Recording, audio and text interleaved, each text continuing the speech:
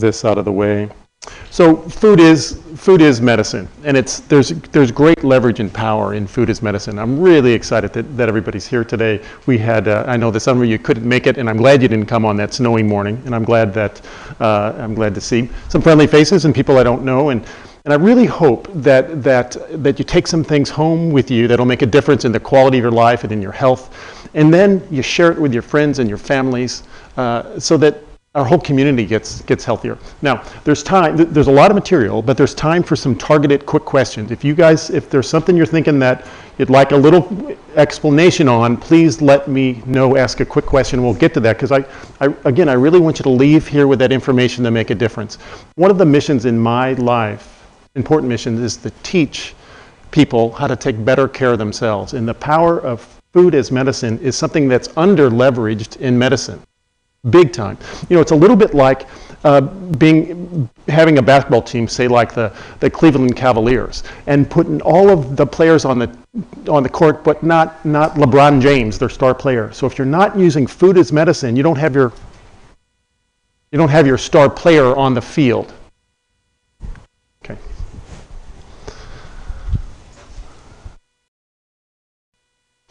I want to define what integrative medicine is.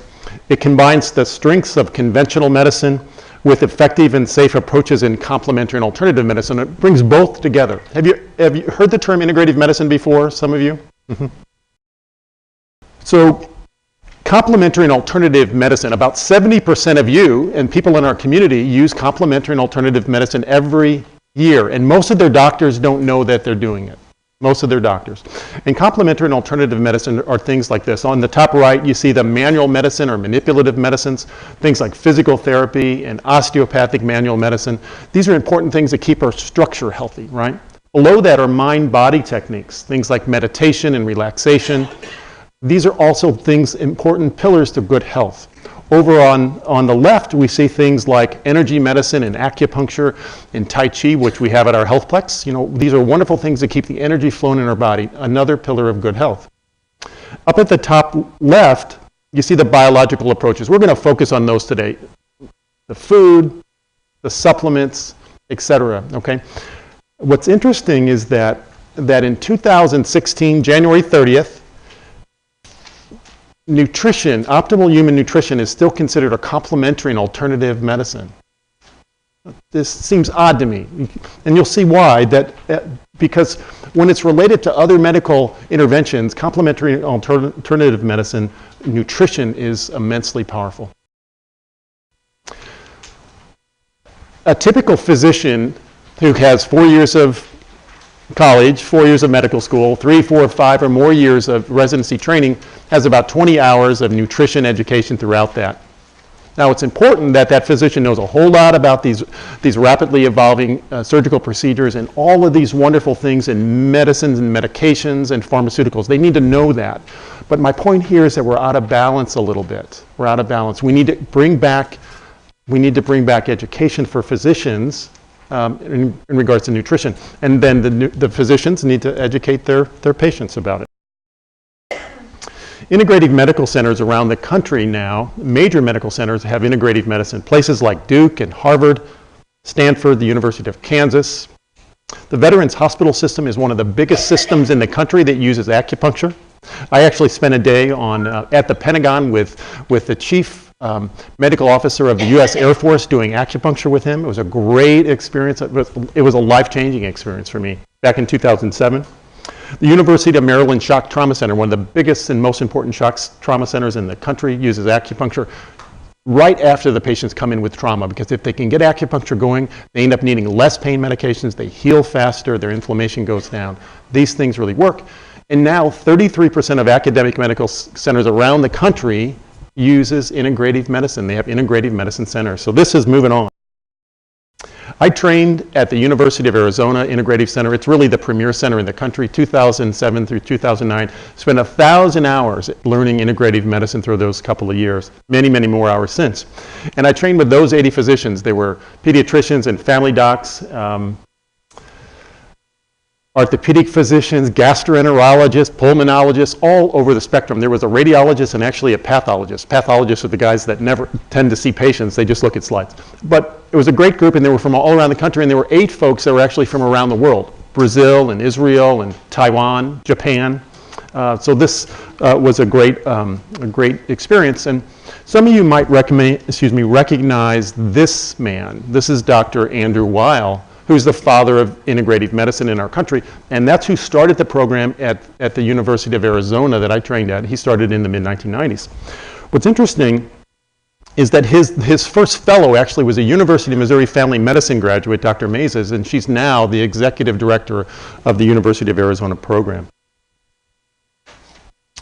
So I took a 1,000-hour program. What we do now, the University of Arizona has partnered with about 65 different major medical centers in this country to bring a condensed version, a 200-hour version of integrative medicine education to family medicine residents, the young doctors in training. So those young doctors have a better language, a better understanding, a better facility with these integrative medicine, complementary medicine techniques, so they can partner with their patients better, because we know you're using it. We should know about it. We should be able to guide you.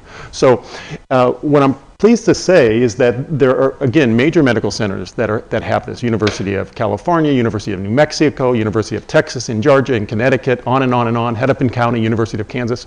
And right here in the center of Missouri is one of the first programs at Capital Region Medical Center Family Medicine Program that has this program in a community-based family medicine education facility. So we're really pleased. Other ones in Missouri, by the way, are Cardinal Glennon Hospital. It's a pediatric one. The UMKC, which is a family medicine. And then there's at the University of Kansas is another pediatric center where, again, those young residents get this information. So they have a few more arrows in their quiver to help patients get better, right? This is the most important slide today. This is a study. It was in the Archives of Internal Medicine in 2009. And what they said, if you do 4 things, you have 4 health behaviors. That is, you eat vegetables every day, you move every day, you're not overweight. That is, you're not obese. You don't have to be thin. So a man that's 5'9", an average size man needs to be less than 200 pounds. A 5'6" woman needs to be less than 170 pounds. If you're not obese and you don't smoke. So those 4 health factors, you can reduce the risk of major medical illnesses just an amazing amount. You can reduce your risk of diabetes by 93%. Reduce your risk of heart attacks by 81%. Reduce your risk of stroke by 50%. Reduce your risk of cancer by 36%. Wow. Dr. David Katz, who runs the Yale Center for Public Health, said there are lifestyle and nutrition interventions, and then there's everything else in medicine in regards to power. He said that there's immense power in your fingers, in your feet, and in your forks. And all of those things, the fingers, feet, and forks, dwarfs all of the other things in medicine in regards to keeping people healthy, preventing chronic illness.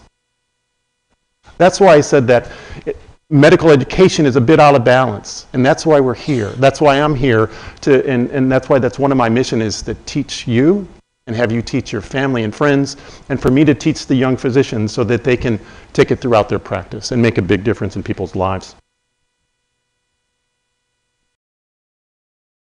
So food is medicine, and I think often the very...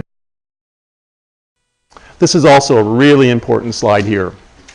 If you have 1 serving of greens a day, 1 serving of berries, and 1 serving of nuts, 1 of each, you can reduce your risk of a heart-related condition by 50%. So think about that. You know, you don't necessarily, if you have some knee trouble and you can't go out for long walks, or you have some other issues where it's hard to, you know, when you get older, sometimes it's hard to cook for yourself. It's an effort, right? But if you can just get these 1 serving of each of these a day, you can really improve your health. That's something I think everybody in this room can do. 1 serving of greens, 1 serving of berries, and 1 serving of nuts. And I'll show you a quick and easy way to do that in a few minutes. We're going to talk about macronutrients, and the macronutrients are the fats and the carbs and the proteins. That's going to be the first half of this talk. What are the major food groups we need to eat and make sure? And you're going to be surprised the information on fats, I think. Then we're going to talk about micronutrients. Micronutrients are the vitamins. So if you think of the automobile analogy, the fuel you need, the gasoline or the diesel or whatever you need to run your car, that's the macronutrients. But what makes it fire, the spark plugs, that's the micronutrients. The vitamin C, the vitamin B. So you need to have some of both. And at the end of the talk, we'll talk more about vitamins. Let's start with fats. Now I want you to notice that that is a four-letter word. Well, I'm going to say that fats are back. And this was a recent Time magazine cover article. It said, scientists labeled fat the enemy. Why they were wrong. So that's simply, and I'll verify it with good medical literature here in just a minute, fats are no longer a four-letter word. In about 1960, the average American ate about 45% of their daily calories from fat. At the same time, there was about 45% of the daily calories from fat. At the same time, in 1960, we had about 12% of our population that was obese. Now, we eat less than 33% of our daily calories from dietary fat, and well more than 30% of our country is obese, and about half of our country has prediabetes or diabetes. Something's happened here over the last 50 years.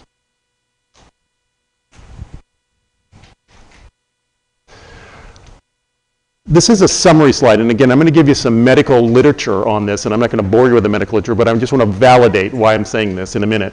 This is what we need to know about fats. Trans fats that come in processed foods, that make the foods have a long shelf life. Notice those are in red. Those are really bad. Really, really bad. And there's less trans fats now, but if any product you eat, and you should read labels, has hydrogenated oil on it, that means you're getting trans fat.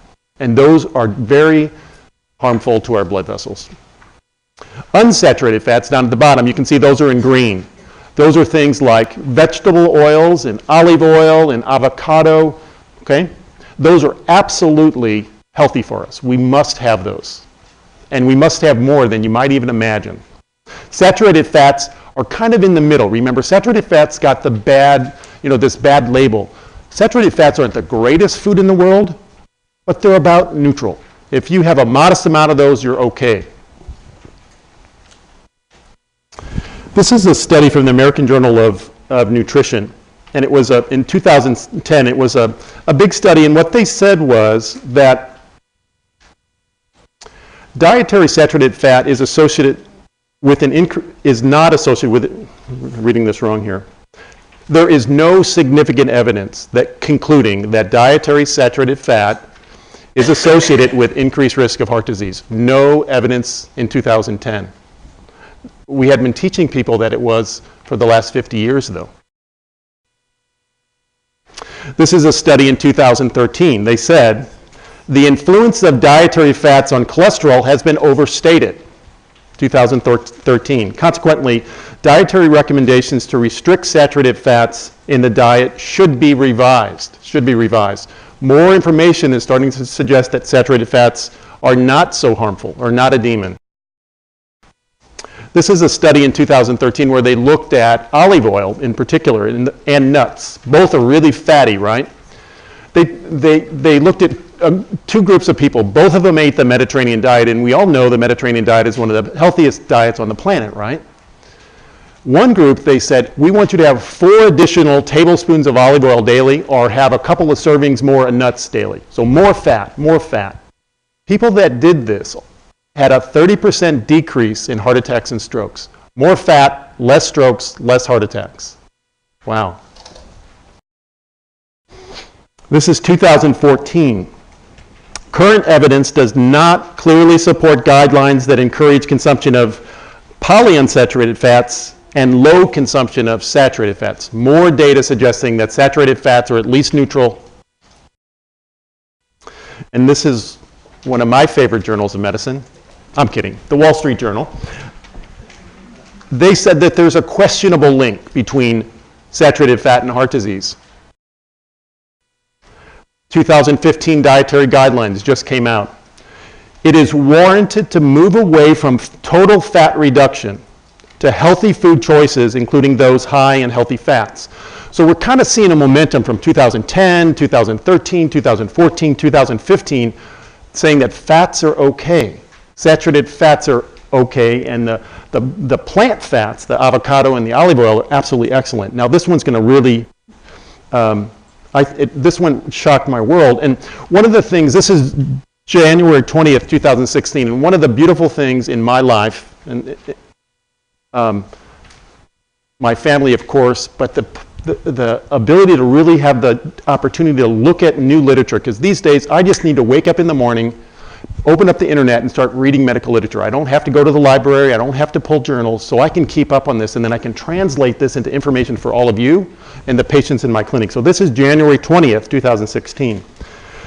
The findings of this major study, the findings highlight the importance of ending Americans' fear of all fat. We estimate, get this, we estimate nearly 50,000 Americans die of heart disease each year due to low intake of fat.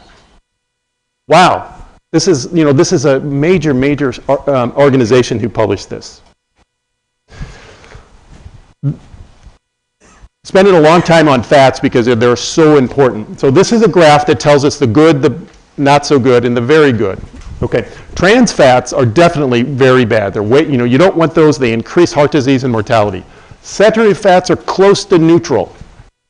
The monounsaturated and polyunsaturated fats, what that really means is fats from nuts and avocados and olive oil and other plants are absolutely helpful for us.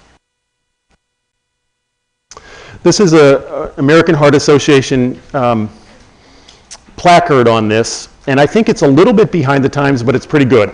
They say that fats that are really good are the monosaturated and polyunsaturated fats, the oils from plants, avocados, fatty fish, nuts and seeds. They said that saturated fats are bad, and I'd say given the evidence we've seen in the last few years that they're probably overstating that. But they did say that trans fats are ugly. The good, bad, and the ugly, and clearly trans fats are ugly. And I'll indicate here in just a minute where we'll find a lot of those trans fats. Let's move on to the second macronutrient. There's three macronutrients: fats, carbohydrates, and protein.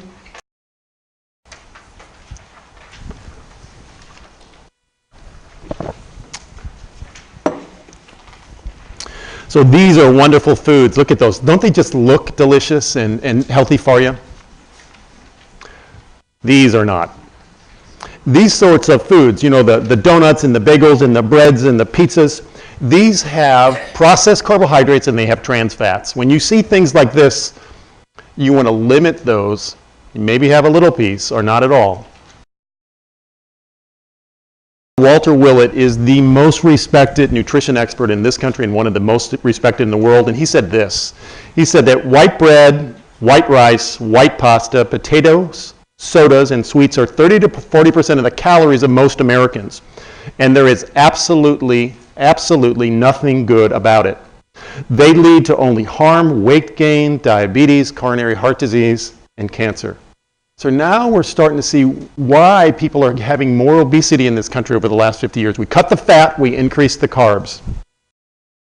It goes on to say, choose a wide variety of vegetables. Vegetables need to be the foundation of our diet, and fruits, but don't include white potatoes and ketchup and iceberg lettuce. I just added that as a vegetable. Okay, go easy on fruits that are higher in carbohydrates, such as oranges and bananas and mangoes, grapes. Those are just really high in sugar. Berries are a great fruit for everybody. And he said, avoid all fruit juices. So if you're having a glass of orange juice in the morning, thinking that you're doing yourself, giving yourself some really healthy food, I will tell you, you're much better off to have an orange because the sugar level's too high. This is a study in Circulation. Again, we're translating some recent medical literature. January 11th, 2016. Too fast there.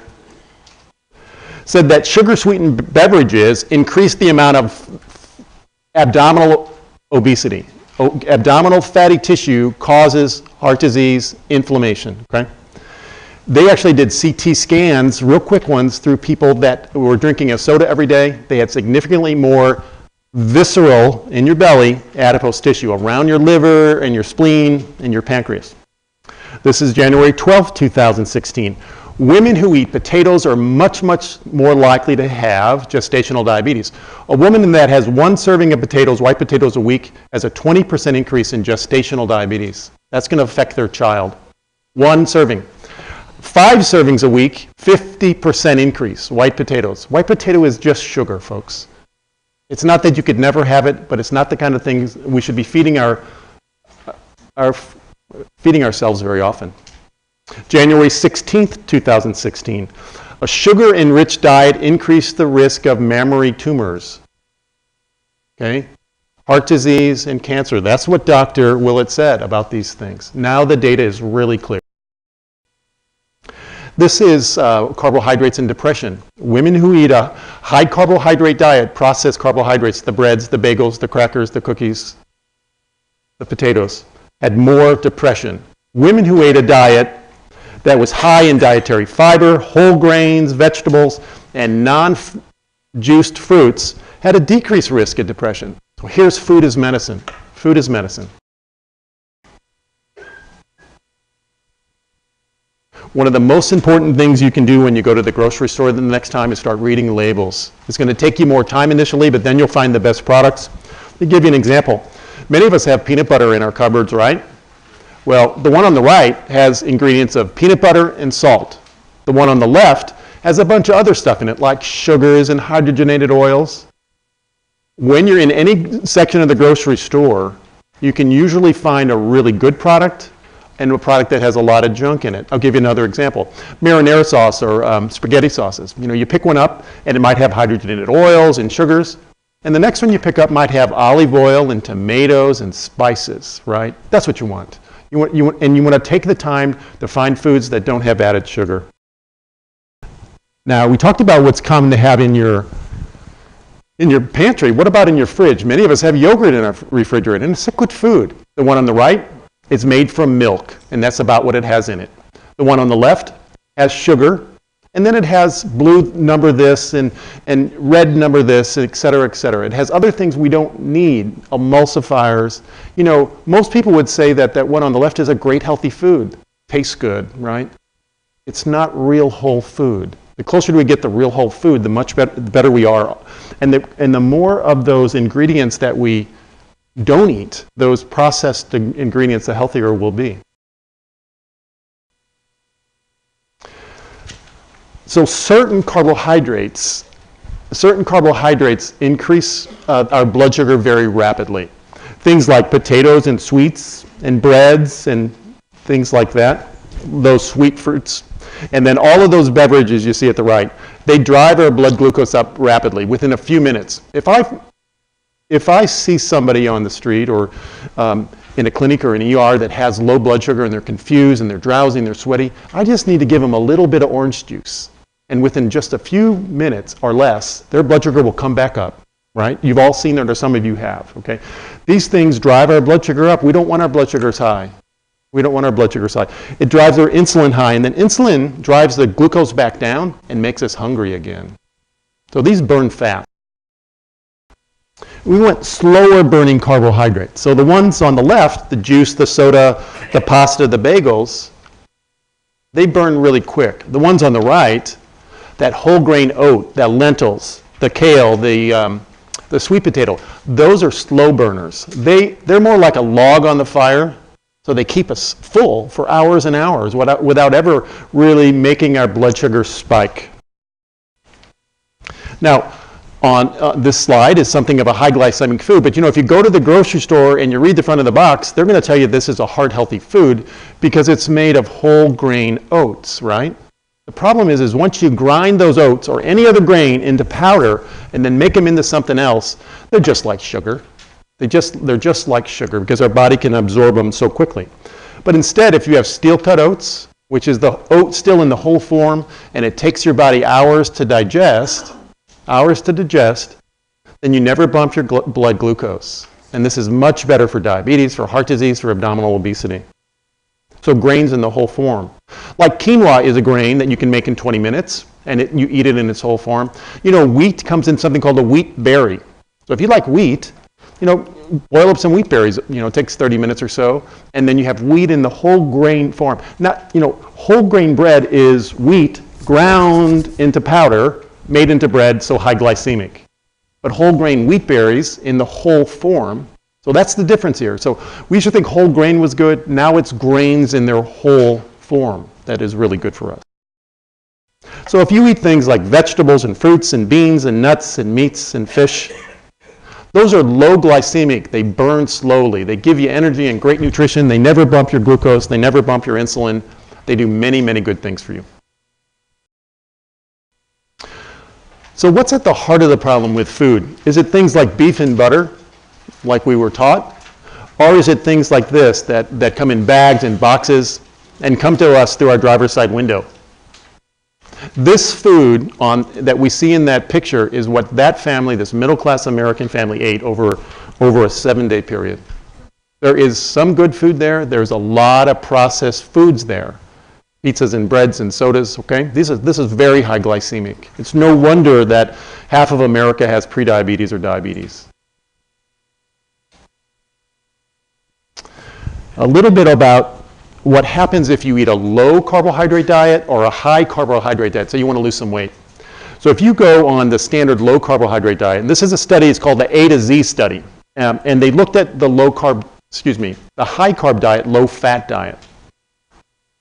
Those people, their metabolism, how much energy they burned in a day went down 300 points. 300 points.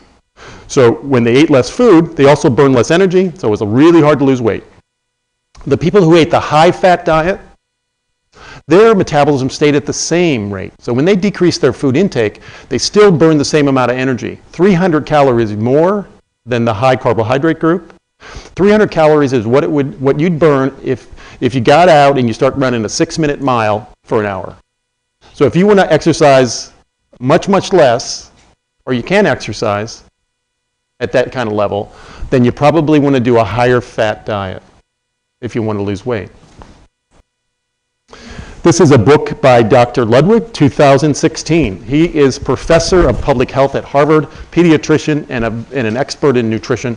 And he wrote this book, Always Hungry. And in that book, he said this. He said, overeating does not make us fat. He said, overeating does not make us fat. This is, again, a world-class researcher in nutrition. He said that fat makes us overeat. And why is that? It's because of the insulin I showed you before. When you eat foods that drive your insulin, insulin is a fertilizer for fat cells. He said it's the perfect fertilizer for fat cells. So your fats, when there's energy in your body, they just draw it all into them, they lock it in place, then you feel hungry and weak. But if you eat a diet that's low in carbohydrates, lots of vegetables, healthy fats and nuts, your insulin stays low, so instead of getting hungry in a few hours, your body just burns your fat. You know, for every pound of fat I have on me, I have 3,500 calories of energy. 3,500 calories. The way you unlock that energy to give yourself amazing energy is you lower your sweet and your processed foods and you're rapidly absorbing carbohydrates. That lowers your insulin and it unlocks the fat and the energy in your body. This is powerful. And if this interests you at all and you really want to know more about the science, read Dr. Ludwig's book. So a summary here. Butter is back. Butter's back, but you want to limit the bread. You want to enjoy some beef if you're not a vegetarian and you like meat. And you want to fill up on beans, greens, broccoli, lentils, and nuts because those are slow-burning carbohydrates. And they're fats, too. Okay? And don't forget the olive oil and the nuts. Don't forget the olive oil and the nuts. Have them every day. The third macronutrient is protein.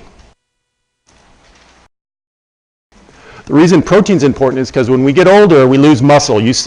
There's a cross-section of a thigh you see in the upper right there. And you can see the one on the left side of that is a lot of muscle in the middle, and that's a young person.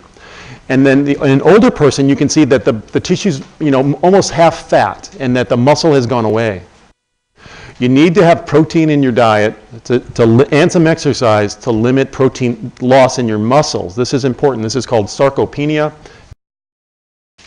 Most of us eat a little bit of protein for breakfast, maybe a little bit more for lunch. We might have a salad with some chicken. And then for dinner, we have a big piece of meat.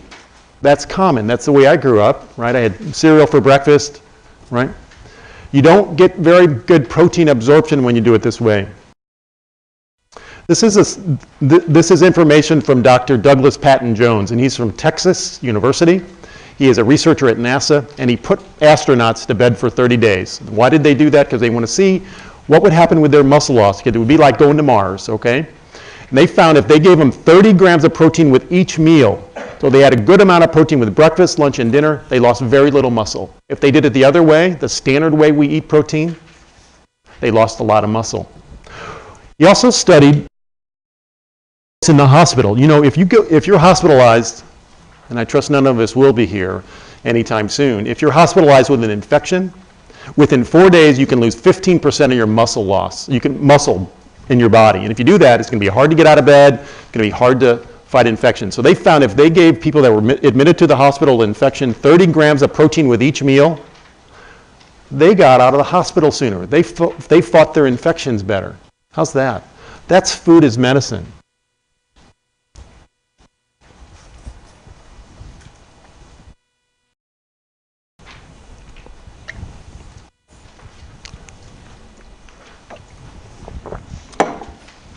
So the key for muscle protein building is you want to do some exercise that you can, whatever you can do, from walking to some resistance exercise, and have 30 grams of protein with your meals.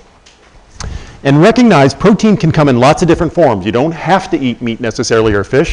You can have chicken, fish, or meat, but you can also have nuts and eggs and seeds and yogurt and beans and lentils, okay? A good serving of fish, for example, would be about the size of a deck of cards. A good serving of chicken or beef, about the same size, okay? I think that in America we eat breakfast foods for breakfast. You know, in many parts of the world they eat food for breakfast, and it looks a lot more like dinner. And they have vegetables, and they have meats, and they have a variety of different things. I like to eat the most nutrient-dense foods possible for each of my meals. Lots of colorful vegetables, some berries, some oil, some nuts, some meat or fish. And I have that for breakfast, lunch, and dinner. You know, if I'm going to have a busy day like today where I get to come out and speak, I started my day with a great meal so that I had the energy I needed to do so. For you. If you're going to exercise, it's important to have protein right before you exercise or right after. So if you wake up in the morning and go to the Healthplex and you start it with a glass of OJ and some of those Cheerios, that's not enough. That's not enough protein to make a benefit from that exercise that you did. Fish. Does anybody know what kind of fish this is? Yeah, and anybody know what kind of salmon? Yeah, sockeye salmon. Sockeye salmon is the filet mignon of salmon, if I can put it that way. It is the richest, reddest, most delicious salmon. Always wild caught, never can be farmed. Okay, this is a salmon that you want to eat. That's why. And I want to just talk about fish consumption. What our government tells us about fish consumption. It says, this is the American Heart Association. They recommend eating at least 2 servings of fatty fish weekly. They said that fatty fish has EPA and DHA, an important omega-3s that are good for our brain and our heart. What about women? Well, in about 2000, we told women not to eat fish because of pregnancy and babies. We were wrong, folks. And this is why. Women, they say now, should eat 4 times as much fish. They said that avoiding fish made it so their children weren't as smart. When they were measured at 18 months and at 6 years, they didn't read as well. We made a mistake here. We were thinking we were protecting women, that they weren't getting any exposure to mercury because of the fish. Now they recommend at least 8 to 12 ounces of fish, so that's about 3 or 4 servings. Again, a very recent article, January 5th, 2016. In this study, they said that there were neuropsychological benefits and improvements in cognitive function, brain function, and some protection against autism in children whose mothers ate fish, up to 1.2 pounds weekly. That's 30 ounces of fish a week. That's That's fish every day. Fish is good for us. Source. Omega-3s, if you don't like fish or don't eat fish, you can take omega-3s. They lower our triglycerides, which is a fat we don't like in our blood. They improve our heart health. They decrease inflammation in our body. It improves cognition in children and in adults. Dr. Hu from Harvard, another very well-respected nutrition expert, said, the bulk of the data of all of the studies show us that omega-3s from fish and from omega-3 oils that come in capsules are health promoting. You'd like to have some of this most days of the week. What about safety? And you're not going to be able to read this very well, I don't think, but maybe on your slide. But I will tell you at the end, we have a bag of a few things I want to share with you all as a thank you for coming to this talk. And one of the things in there is a card that tells you about the healthy fish, and you can keep it in your wallet or your purse. So you want to eat fish that eat low on the food chain, the little guys, the salmon, the sardines, the herring, and you want to stay away from the big guys like tuna, and shark, and mackerel, because these fish eat, they're 500 pounds, 700 pounds, 1,500 pounds, and they eat way at the top of the food chain, and they biologically accumulate mercury. We don't want that so much. We want to eat the fish on the other side. So a summary here. The base of our pyramid, I got an upside down pyramid, is vegetables, vegetables, vegetables. You can't go wrong with those. Beans, lentils, and grains in their whole form. Fruits of all kinds, less if you're diabetic. Berries are just amazingly nutrient dense. Meats, fish, poultry, and eggs. What I meant to put there was whole fat dairy. Women who eat whole fat dairy are more fertile. Men who eat whole fat dairy get diabetes less. Again, fats are important for us. Nuts of all kinds, olive oil. Sweets, so down at the bottom, you can have some sweets. I love dark chocolate. You know, dark chocolate is a medical food, and I'm not being facetious. It's really good for us. And then you need a big dollop of love, so it all goes down really good, okay? So a few simple rules. This comes from Michael Pollan from a book, The Omnivore's Dilemma. He said, eat food, not too much, mostly plants. One more simple rule. If it came from a plant, eat it. If it's made in a plant, don't. And if I can just ad-lib a little bit, a third rule. Don't feed yourself where you feed your car. That is, break time and Casey's is not a place to go get food for you. You can get some of their bottled water, though, maybe.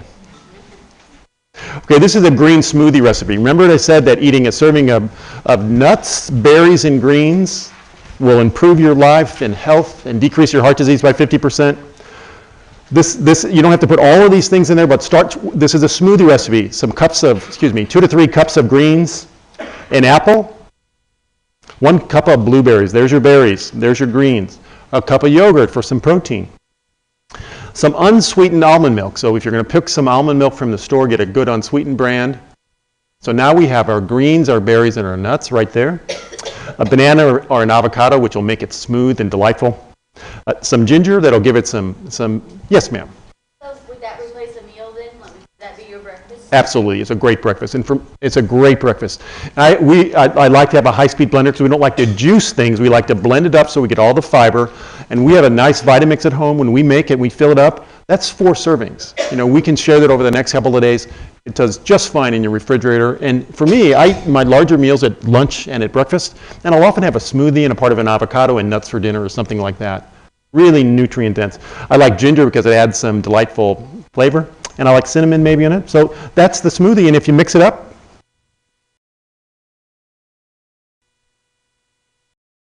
again, it's right there on yours.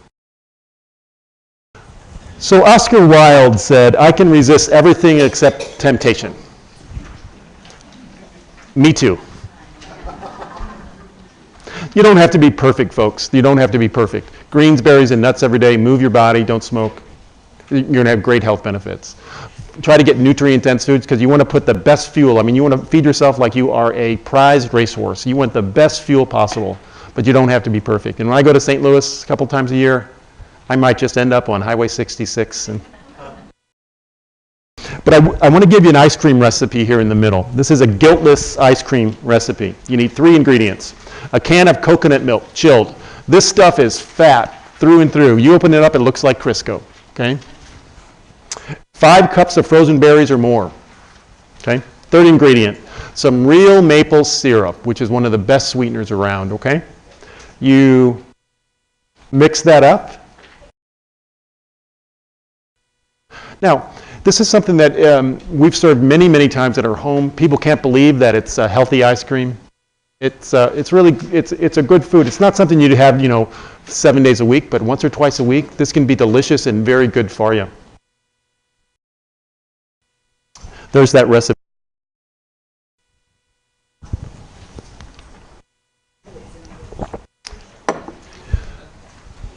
What do you want to drink? The slide speaks for itself. Okay, what you don't want to drink is very often is beverages that have sugar in them, right? And your beverages, you'd like to have water, and you'd like to have polyphenols in them. So water's fine, but you can even boost them with polyphenols, and I'll show you what I mean by that in just a second. So recognize that all of these different drinks have a bunch of sugar in them. And those sugar cubes are in all of them, and top left is the juice. You don't want to drink this. If you were to start your day with a cup of orange juice and on the way to work have a cup of coffee and have a soda midday, have maybe a fruit drink with your lunch, come home and have a sweet tea with dinner and a beer watching the game, 1,500 calories, more than half of your calories you need all day in those sweet beverages. What you get is calories, no nutrition. Calories, no nutrition. That's not a good combination. We don't want to waste our calories on nutrient-vacant foods, really empty or vacuous foods. Okay, so green tea is full of polyphenols. This is a great thing to drink. Love it. Have it every day. Low in caffeine, high in antioxidants, reduces cancer, promotes healthy bones, supports liver detoxification. Amazing. Now, you'll be pleased to hear that coffee is also an amazing thing to drink. It is also very high in polyphenols and antioxidants. It lowers the risk of Parkinson's, Alzheimer's, diabetes, improves all-cause mortality, and when you put something in it, avoid using those artificial sweeteners, artificial creamers, because if you read the label on those, to understand what's in it, you're going to have an advanced degree in chemistry. There's a bunch of stuff in it you don't want. So just get some half and half if you like to cream it up, or some whole fat, and really go for it. Yes, ma'am. On the tea, which is the best, or the bulk kind or in the little packet? So what she's asking, and I'll try to repeat questions so everybody can hear it. She said, with green tea, how do you like to do it? Do you want to use the bulk tea or the tea bags? They're both great. When I make a big pot of tea in the morning, I use loose tea. If I'm going to make tea, and I have tea all day long, I'll just use a tea bag. There's no problem with that. And you can use all sorts of different teas. Green tea's great, black tea's great, herbal teas. And towards the end, I'm going to show you a couple of herbal teas I really, really like for relaxation. So we're a little bit more than halfway through, and we're going to talk about the micronutrients. Remember, the macronutrients, the fats and the carbs and the protein provide the fuel. The micronutrients provide the fire, the spark plug. We need these. And the question is, should we be taking vitamins? Are they safe? Are they effective? How to choose them? The USDA said that we are nutrient depleted in our country because of our soil, because of our foods. 15% of us don't have enough selenium, 42% don't have enough zinc, 86% don't have enough vitamin E. Yes, we need to improve the quality of our foods, but we may need some supplements.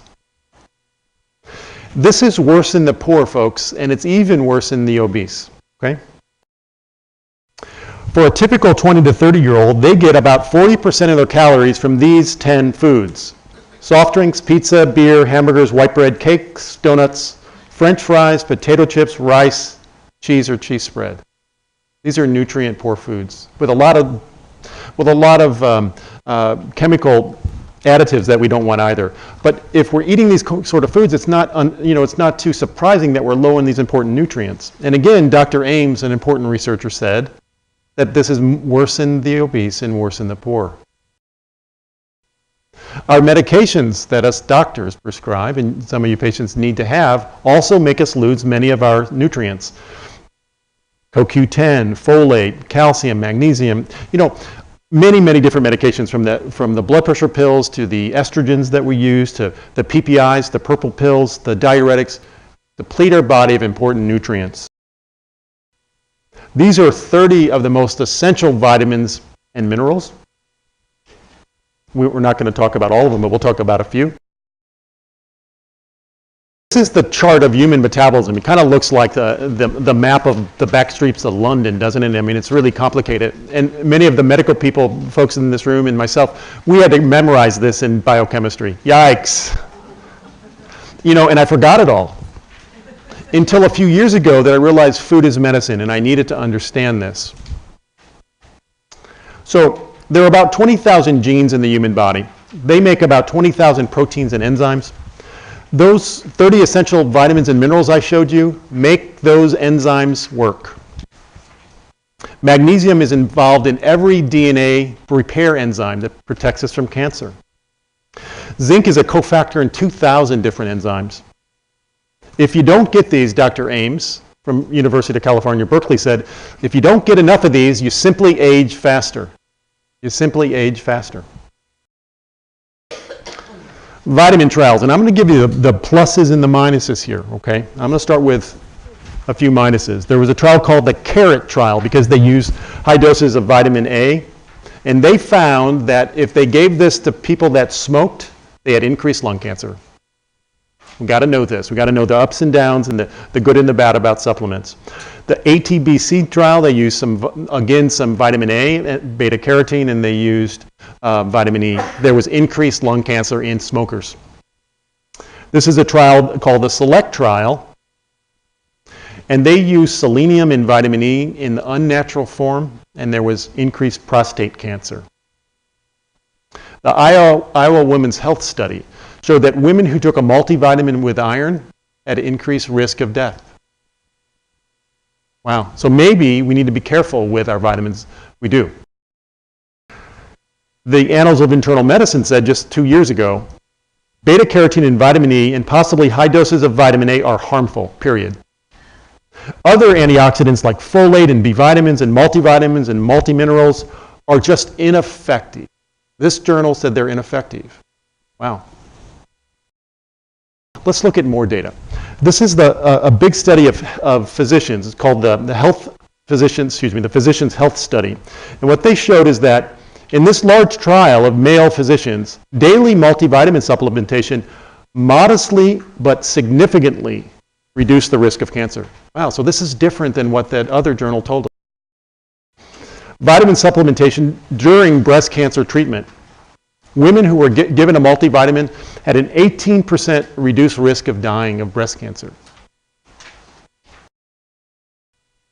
This is a list of a few other studies. A French study showed that vitamin E in the right form and vitamin C and selenium decreased cancer.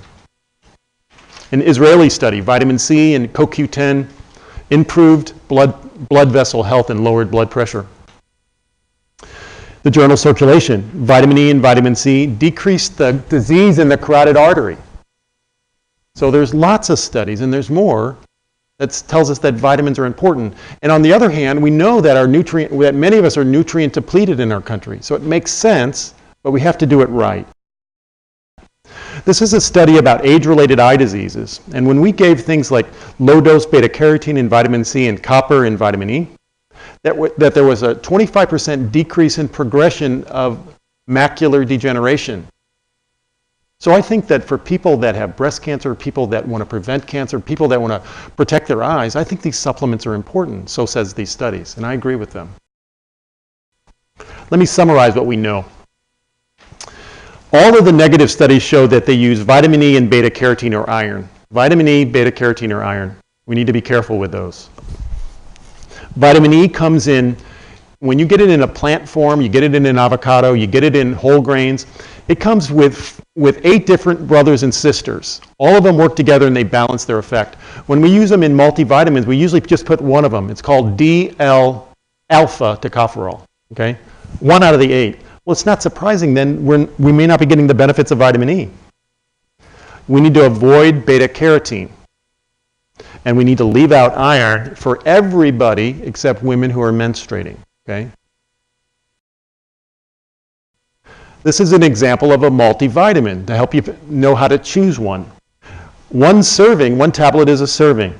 It has beta-carotene in it. We don't want this one, I don't think. It has vitamin E in the alpha tocopherol form. Probably not the best way to get the vitamin E. It has iron in it. This is a better quality multivitamin. It is 2 tablets. It has vitamin A in the mixed carotenoid. So it's got the family of the vitamin A's. Now we're talking. It has vitamin D at 1,000 IU. That's what most adults need. It has vitamin E in the alpha tocopherol form, but it's very low dose, so it's reasonable and not harmful. It has good folate. It has B12, which is important, magnesium, selenium, and it doesn't have iron. This is a better choice. So when you select a multivitamin, if you choose to use one, you might look at these slides and try to decide how to pick. You're going to find a better multivitamin typically at a health food store. When you select supplements, you want to look for these insignia, the USP and the GMP. These state that these supplements are what they say they are and they're made in the right way. GMP stands for good manufacturing processes. If the multivitamin or the supplement you have has this on it, it's a higher quality product. I'm going to talk about some very specific vitamins now. Vitamin D.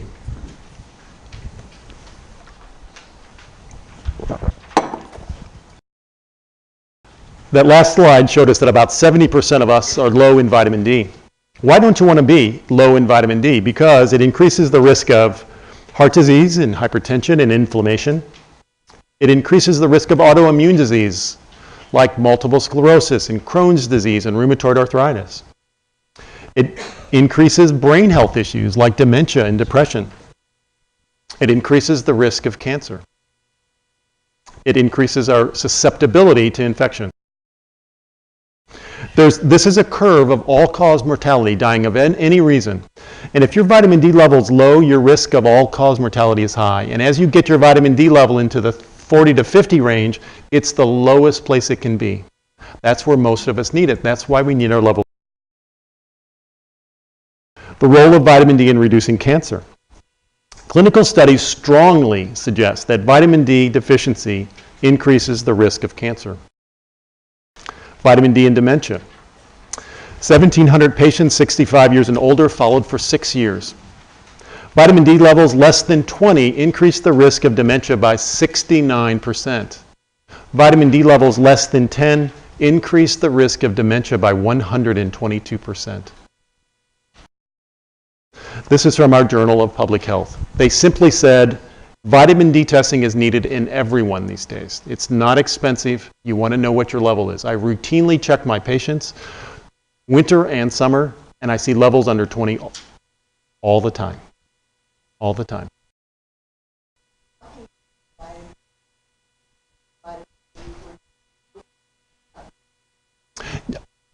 When you select vitamin D, you want to select vitamin D3. You're exactly right. The bottom line on vitamin D is to test levels. Treat optimally to 40 or 50. Vitamin D3 is the best replacement. If you're not testing, you should be taking 1,000 to 2,000 IU daily. That you can do safely, and that's going to get your level closer to normal. Calcium. We all know that calcium strengthens our bones. Recent studies suggest that it only increases our bone density by 1% no matter how much we take, and the more we take, we're more likely to get hardening of our arteries. So if calcium is only increasing by 1%, do we want to take the risk of hardening our arteries? 2 recent studies in the British Medical Journal, one of the most esteemed journals. This is September 2015. Calcium intake and the risk of fracture. There is no clinical evidence that increasing calcium intake from dietary sources prevents fractures. In Scandinavia, where they eat the most amount of dairy on the planet, they have the highest risk of osteoporosis. I'm not here to tell you not to take or not to eat dairy. I'm just kind of giving you that where the money is in keeping your bones strong. It's exercise and vitamin D, maybe modest levels of calcium. Okay. The World Health Organization says we need 800 milligrams a day. It's not hard to get that in your diet. 800, not 1,200 like the Institute of Medicine in America says. It's 800 is what we really need based on studies. A healthy diet has at least 600 milligrams in it.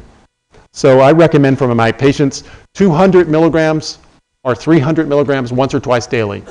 Not 500 milligrams twice daily. That's too much for everybody. And you don't need that much. So to be safe, and if you're trying to decrease the risk of osteoporosis, 200 to 300 milligrams twice daily. Get your vitamin D level checked. Yes. Did you have a question? No. Yes, sir. So in Scandinavia, where they eat more dairy than any other place on our planet, they have the highest rate of osteoporosis and fractures.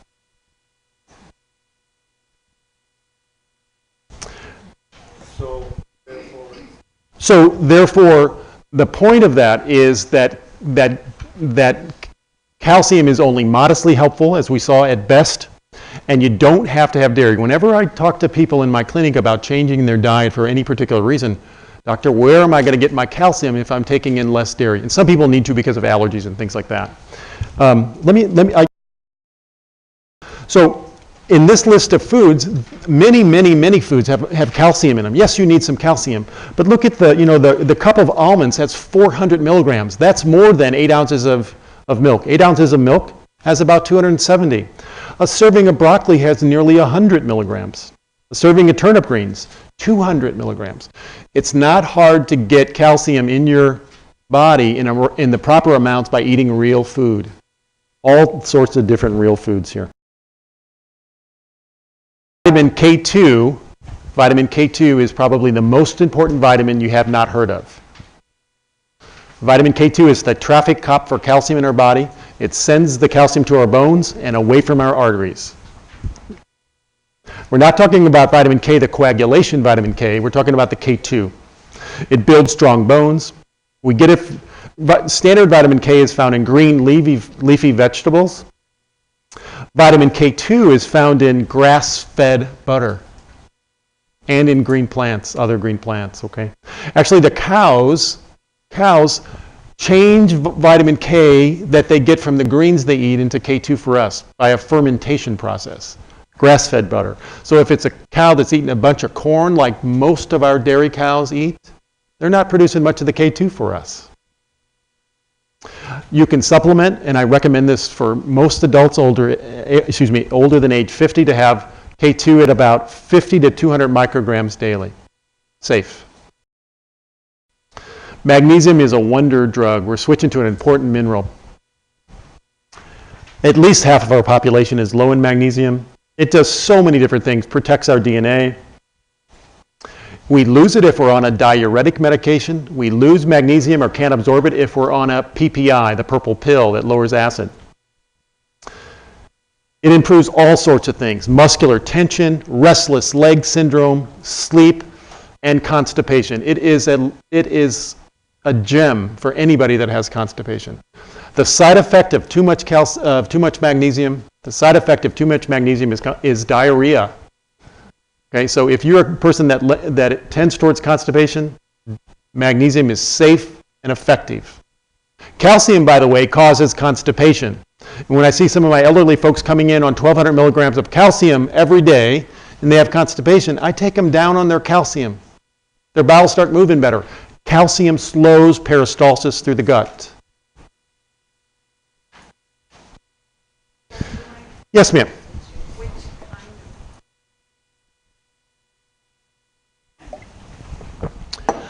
Which kinds of magnesium do I recommend? Magnesium citrate is inexpensive. It comes in capsules. It also comes in liquid form, but generally the capsules are better. And you can safely take 2 to 4 or even more of those a day for constipation. I like that very much.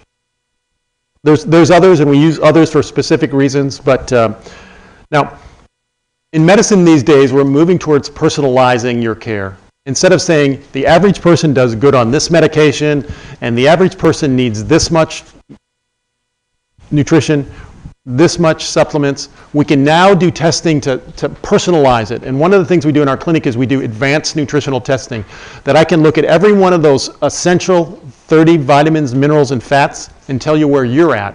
What are you absorbing? What are you not absorbing? What do you need to add to your diet?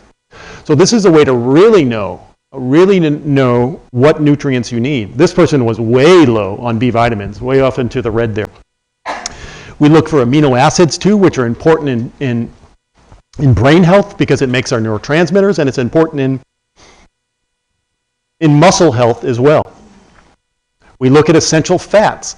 You know, omega-3 fats are important for the heart. Omega-9 fats are important for the heart. Trans fats that come in those processed foods are very bad for the heart. We can measure all of those. So we can personalize your care by getting more data.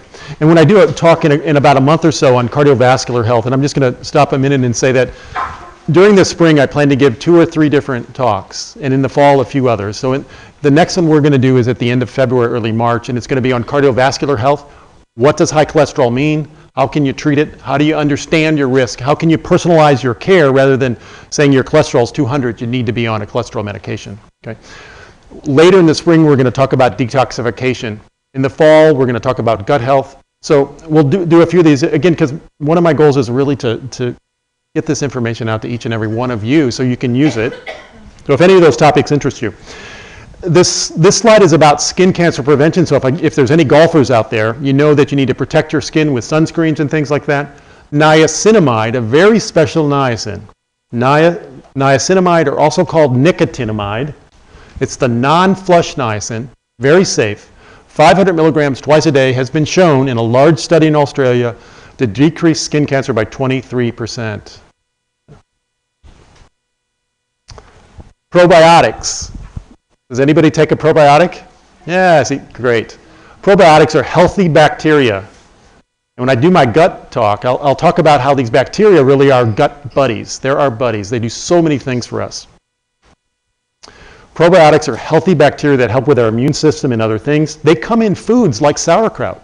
So if you get fresh sauerkraut that's refrigerated like Bubby's that you can get at Hy-Vee and other places in town, that's a great probiotic.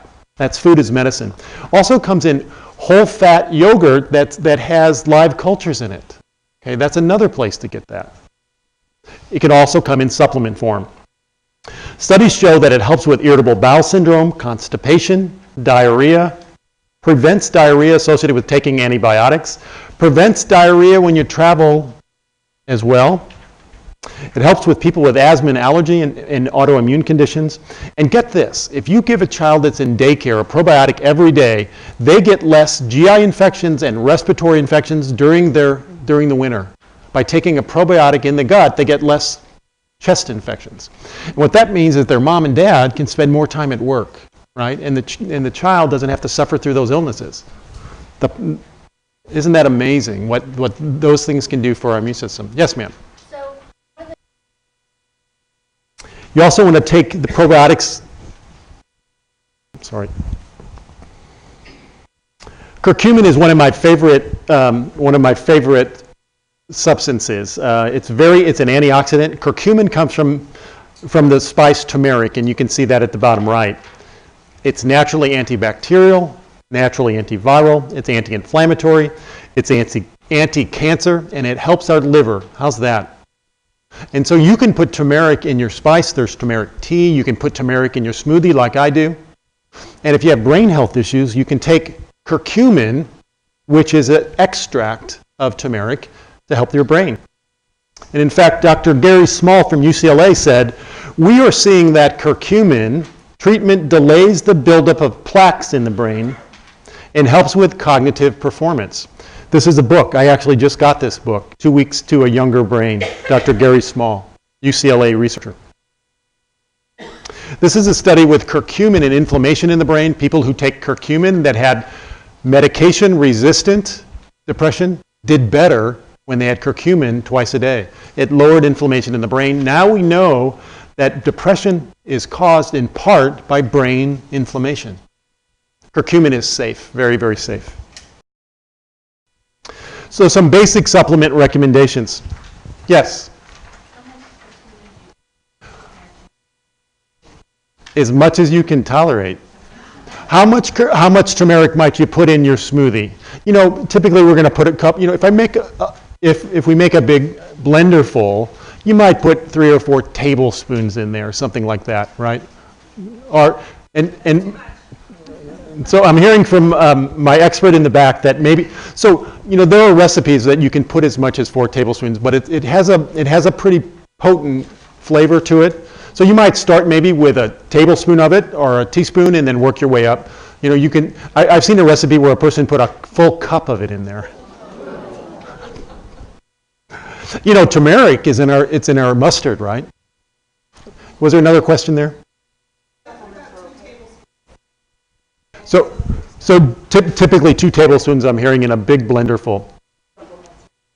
Yeah, and supplements are good. So if you're going to supplement with this spice, you get it in the curcumin form because it's very, very concentrated, and it's about 500 milligrams twice a day. 500 milligrams. 500 milligrams is usually about 1 capsule, something like that.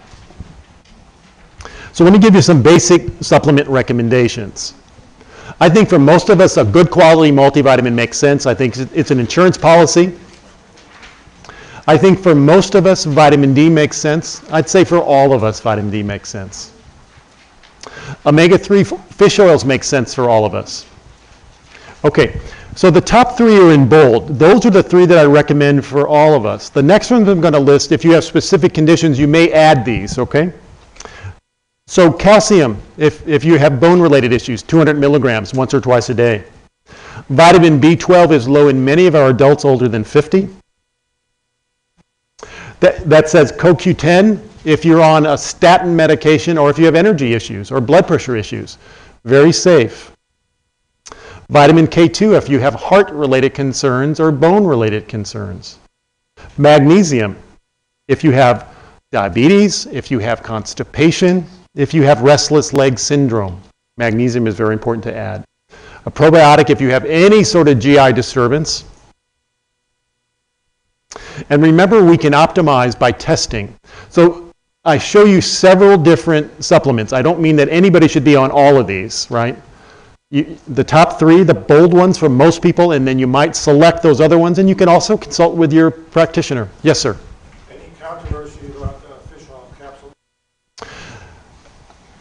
Is there any controversy about fish oil capsules? My take on that is you want to get the highest quality because you want to make sure that they are processed in a way that they don't have toxins in them from our sea and heavy metals from our sea. And the very good quality ones, things like Nordic Naturals that you might find at a health food store, or we have an integrative store in our clinic. Those are the kind you want because they're high quality. That's one place you want to spend up if you're going to decide to take a fish oil. You want to get a good quality. You said Nordic Naturals?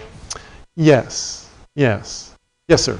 How much should you rely on applied kinesiology for testing to see if you need to supplement with a certain? So this gentleman asked about applied kinesiology, and this is something that some practitioners use, and they ask you to hold that supplement in your hand, and they do some muscle testing on you to get a sense, you know, kind of your body's intuition whether this is right for you.